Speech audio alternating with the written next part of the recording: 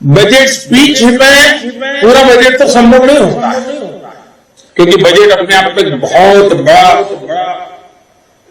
दस्तावेज होता है, बहुत बारीकियां होती है, और सदन में उन सब चीजों पे बोलना संभव भी नहीं होता है। मैं भी आज आपसे जो बात करूंगा वो भी शायद बजट का एक बहुत छोटा सा हिस्सा बोल पाऊंगा, क्योंकि इसमें इतने विषय होते हैं। लेकिन जब विभागवार चर्चाएं होती हैं और ये साल भर का काम है, उसको 1 घंटे में बता देना बड़ा कठिन होता है।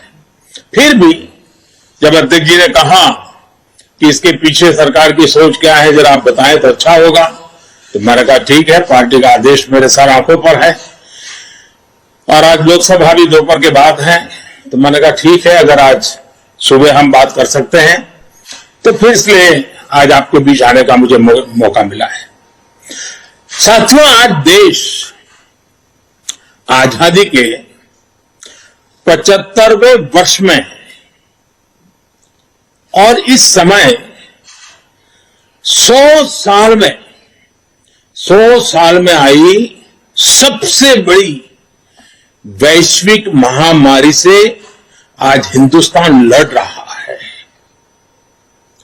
कोरोना का ये कालखंड पूरी दुनिया के लिए अनेक चुनौतियां लेकर के आया है, और एक प्रकार से दुनिया उस चौराहे पर आकर के खड़ी है जहां पर टर्निंग पॉइंट निश्चित है। आगे जो दुनिया हम देखने वाले हैं वो वैसी नहीं होगी जैसी कोरोना काल से पहले थी। जैसे द्वितीय विश्व युद्ध के बाद, सेकंड वर्ल्ड वॉर के बाद पूरी दुनिया में बहुत बदलाव आए, पूरा वर्ल्ड ऑर्डर बदल गया, वैसे ही कोरोना के बाद दुनिया में बहुत सारे बदलाव की संभावना है। एक नए वर्ल्ड ऑर्डर की संभावना है, और इसके प्रारंभिक संकेत नजर भी आने लगे हैं। हम सब ने इस बात को मार्क किया होगा, अनेक कोने से सुना होगा, बहुत सी चीजें पढ़ी होगी, और आप भी दुनिया में कहीं जाते होंगे, मिलते होंगे, तो आप भी अनुभव करते होंगे। आज भारत की तरफ देखने के विश्व के नजरिए में बहुत बड़ा बदलाव आ रहा है। भारत जैसे विशाल देश को, लोकतांत्रिक देश को,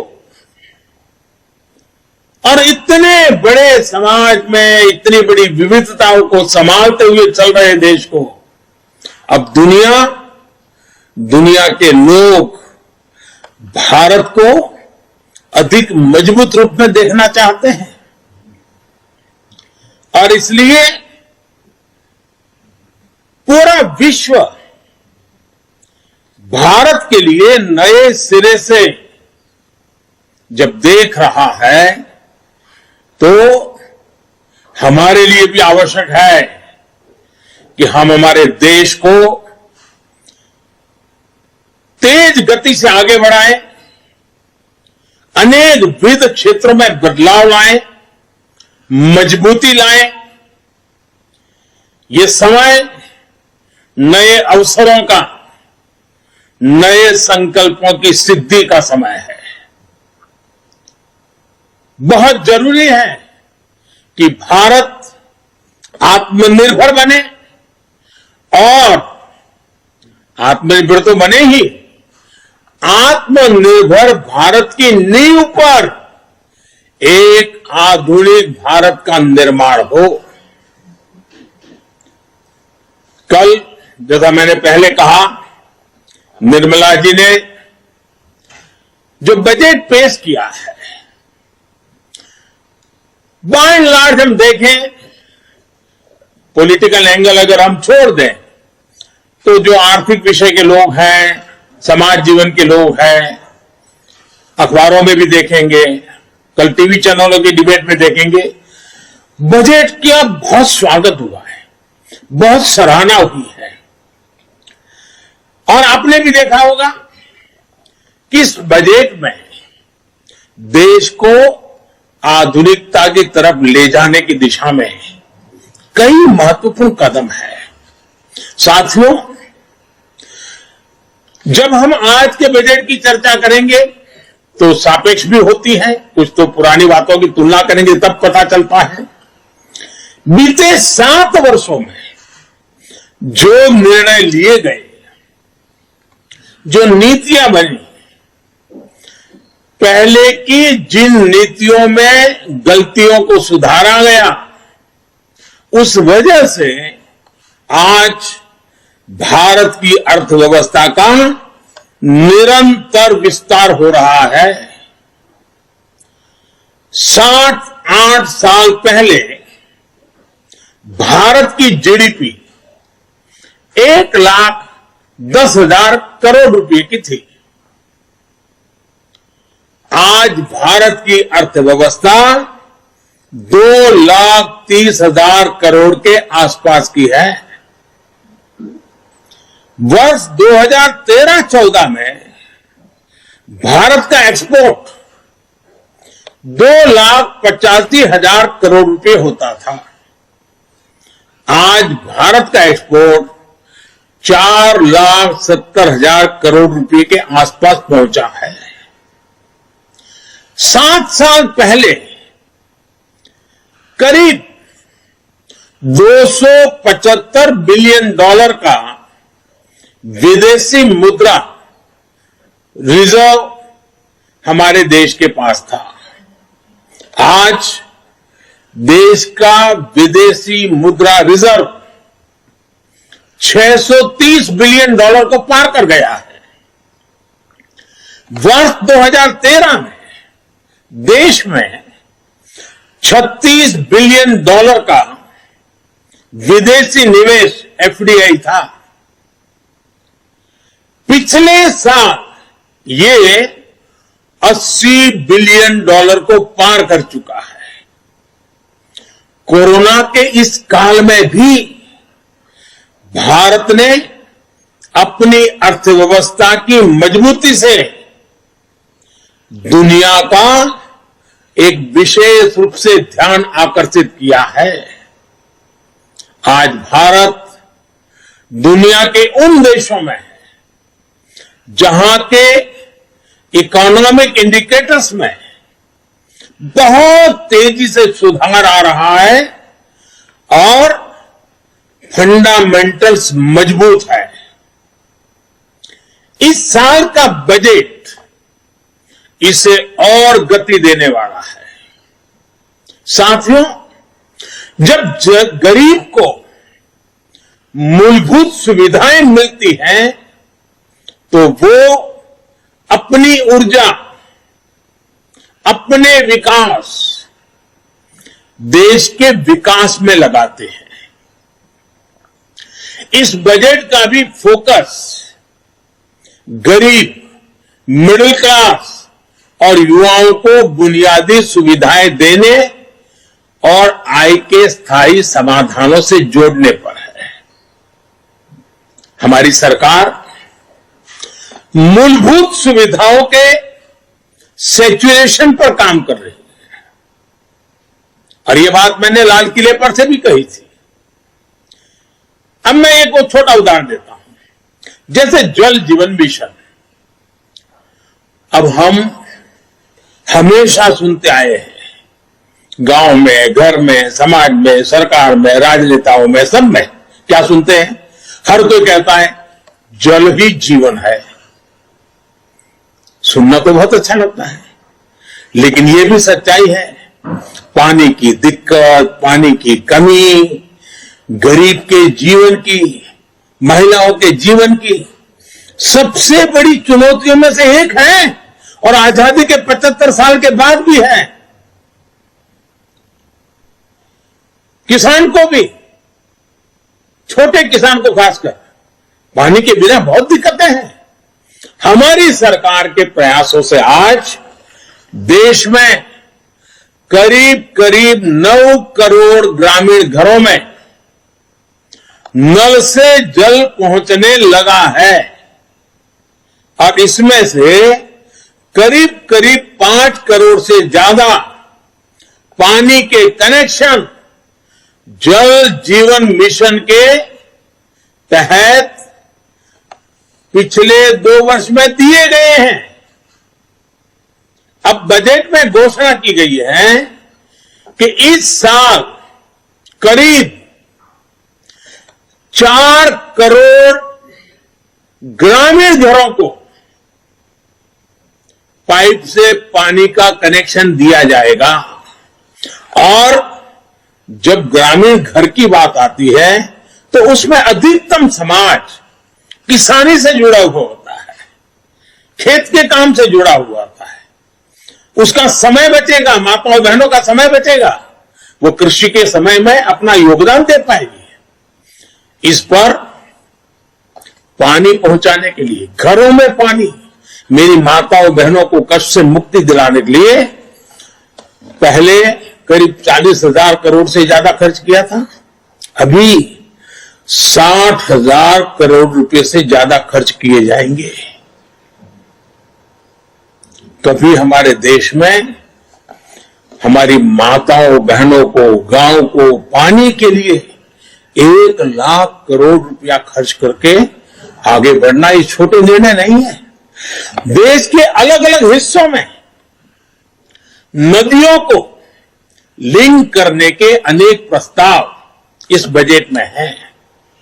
विशेष रूप से केन बेतवा को लिंक करने के लिए जो हजारों करोड़ रुपए का प्रावधान किया गया है, उससे यूपी और एमपी के जो बुंदेलखंड क्षेत्र है, हम रानी की झांसी का गर्व करते हैं ना, मैं उस बुंदेलखंड की बात कर रहा हूं।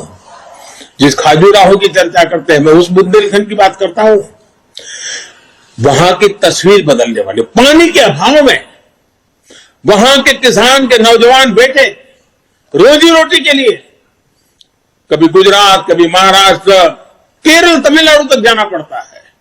ये केन बेतवा योजना किसान के जीवन में, खेती में तो बदलाव लाएगी, किसान के जीवन में बदलाव लाएगी। और इस योजना पर लगभग 44,000 करोड़ रुपए खर्च होंगे। मेरे किसान भाइयों बहनों के खेत में पानी पहुंचाने के लिए ये आधुनिक युग का एक भगीरथ काम है। अब बुंदेलखंड के खेतों में और हरियाली आएगी।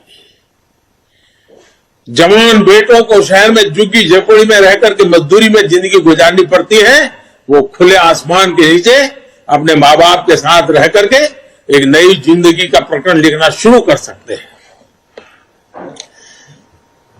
घरों में पर्याप्त पानी आए, खेत में पानी आए। साथियों, गरीब का बहुत बड़ा सपना उसका अपना घर भी होता है। इस साल के बजट में गरीबों के लिए 80 लाख पक्के घर बनाने की बात कही गई है और इस पर 48,000 करोड़ रुपए 48,000 करोड़ रुपए यानी करीब करीब 50,000 करोड़ रुपए से अधिक खर्च होंगे। गरीब से मुक्ति का ये भी एक, गरीबी से मुक्ति होनी है। गरीब गरीबी से बाहर आना चाहता है। जब घर मिलता है ना, उसका एक हौसला बन जाता है। हम कभी गरीबों की ताकत जानते नहीं थे। सिर्फ गरीबों का राजनीतिक उपयोग करने वाले लोग बहुत हुए इस देश में।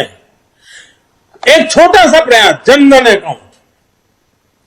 गरीब को जब जनधन अकाउंट मिला ना, उसका स्वाभिमान जग गया और लाखों करोड़ रुपए की बचत में गरीब भी आगे आया है। अगर एक जनधन अकाउंट उसकी जिंदगी बदल सकता है, तो गरीब को जब छत मिले, गरीब को जब घर मिले, तब उसका जीवन कितना बदल जाता है, इसका हम देख करके बता सकते हैं। जो भी उन परिवारों को देखेगा, उसका विश्वास बढ़ेगा।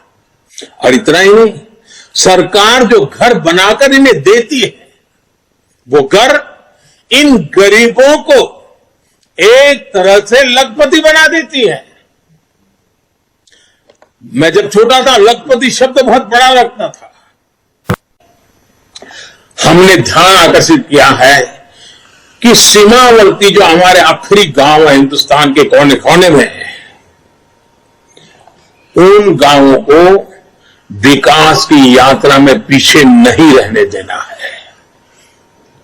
इस वजह से हम वर्षों से सीमावर्ती गांवों से पलायन होते भी देख रहे हैं। किसी भी देश की रक्षा के लिए यह पहलू ठीक नहीं है। इस बात को समझते हुए सीमा पर मौजूद गांवों के विकास के बारे में नए सिरे से सोचा गया है। एक होलिस्टिक अप्रोच के साथ हम आगे बढ़ना चाहते हैं। ऐसे गांवों में हर प्रकार की सुविधा हो, बिजली हो, पानी हो, सड़क का इंतजाम हो। इसके लिए बजट में विशेष वाइब्रेंट विलेज प्रोग्राम का ऐलान किया गया है। हमारे अनेकों सीमावर्ती गांव टूरिस्ट स्पॉट बन सकते हैं। वहां हम अच्छे प्रकार से होम स्टे का एक पूरा नेटवर्क खड़ा कर सकते हैं, जो हमारे लोगों को रोजी रोटी मिले। प्रकृति प्रेमियों के लिए भी ये हमारे सीमावर्ती क्षेत्र हैं, वो आकर्षण का केंद्र बन सकते हैं।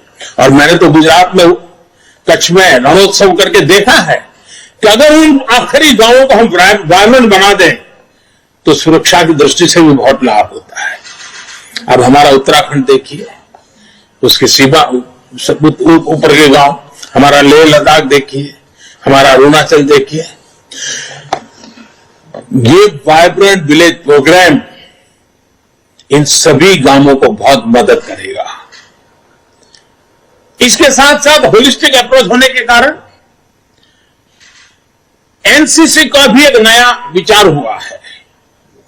एनसीसी के लिए खर्च होता है, बड़े शहरों में एनसीसी होती भी है। अब हमने तय किया है कि सीमावर्ती गांव, वो जो ब्लॉक होगा और वहां जो स्कूल होगी नजदीक में, हम एनसीसी का वहां केंद्र शुरू करेंगे, एनसीसी की गतिविधि चलाएंगे, ताकि ये सीमा पर रहने वाले बच्चे एनसीसी से ट्रेन होकर के भविष्य में आसानी से सुरक्षा बलों में जाकर के राष्ट्र रक्षा का नेतृत्व कर सकते हैं। इन पहाड़ी क्षेत्रों के हमारे बच्चों की ताकत बहुत बड़ी होती है। साथियों, राष्ट्र रक्षा से जुड़े एक और बड़े अभियान की बजट में घोषणा की गई है। ये है पर्वतमाला परियोजना। ये हिमालय के क्षेत्रों में आधुनिक कनेक्टिविटी और आधुनिक इंफ्रास्ट्रक्चर को विस्तार देने वाली है। इससे पहाड़ों में आवाजाही भी आसान होगी, टूरिस्टों के लिए जाने की सुविधा तो होगी। वहां अगर तीर्थ क्षेत्र है तो वहां जाने वाले तीर्थ यात्रियों को सुविधा होगी, लेकिन साथ साथ हमारी सेना को तो लगातार उन क्षेत्रों में जाना होता है, उनके लिए भी बहुत सुविधाजनक होगा। इसका बड़ा लाभ हमारे हिमाचल, उत्तराखंड, जम्मू कश्मीर, लेह लद्दाख, नॉर्थ ईस्ट के हमारे कुछ क्षेत्र, वहां के भाइयों बहनों को मिलेगा। हमारे पहाड़ों के लोग बहुत प्रतिभावान होते हैं, बहुत परिश्रमी होते हैं। सेना से लेकर खेलों तक, व्यापार से लेकर कृषि तक, कितने ही क्षेत्रों में देश को उनकी क्षमता और प्रतिभा का लाभ मिलता है। साथ हम देखिए, कृषि प्रधान देश है। जय जवान जय किसान इस मंत्र ने हमें ताकत दी है, लेकिन यह भी सच्चाई है कि आज हमारा देश 80,000 लाख करोड़ रुपए का तेल, खाने का तेल बाहर से लाना पड़ रहा है, क्योंकि हमारी आदतें बदलना दी हैं। पुरानी सरकारों ने ऐसे निर्णय किए कि हम आयाती तेल पर निर्भर हो गए। उसी प्रकार से पल्सेस, हमारे यहां जो वेजिटेरियन सोसाइटी है उसको प्रोटीन के लिए, कुपोषण के लिए लड़ाई लड़ने में हमारे लिए पल्सेस की बहुत, दाल है, मूंग है, उड़द है, चना है, इसकी बहुत जरूरत होती है। अब हमारे लिए आवश्यक है कि हम खाने के तेल में आत्मनिर्भर कैसे बने, हम दाल पल्सेस में आत्मनिर्भर कैसे बने, और इसलिए खाने के तेल में आत्मनिर्भरता के लिए एक राष्ट्रीय मिशन अभी अभी देश में प्रारंभ किया गया है। और हर साल जो लाखों करोड़ रुपए हम खाद्य तेल खरीदने के लिए विदेश भेजते हैं, वो पैसे मेरे देश के किसानों के भेज जाए। जो खेती में पसीना बहाने वाला हमारा किसान है, उसके नसीब में आए, उसलिए हम योजनाओं पर बल दे रहे हैं। अन्नदाता को ऊर्जादाता बनाने का भी एक बहुत बड़ा अभियान निरंतर चल रहा है, जिसके माध्यम से खेत में ही सोलार पैनल लगाने के लिए मदद दी जा रही है। आदिवासी किसानों को भी वनोपज से अधिक लाभ हो, इसके लिए बड़े स्तर पर वन धन योजना सफलता के साथ चल रही है।